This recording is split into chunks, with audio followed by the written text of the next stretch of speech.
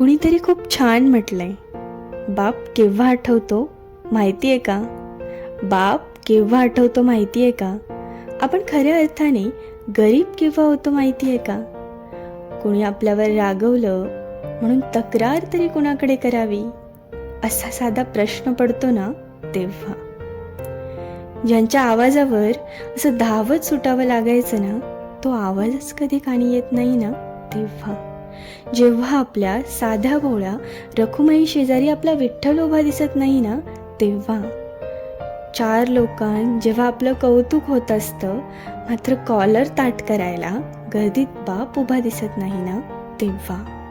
ज्यांच्या विचारांनी आचारांनी आपली जडणघडण केली आहे, आपल्याला मोठं केलं आहे, ज्या हातांनी आपल्या हातात बळ दिलं आहे, तोच हात आपल्या खांद्यांवर नसतो ना तेव्हा.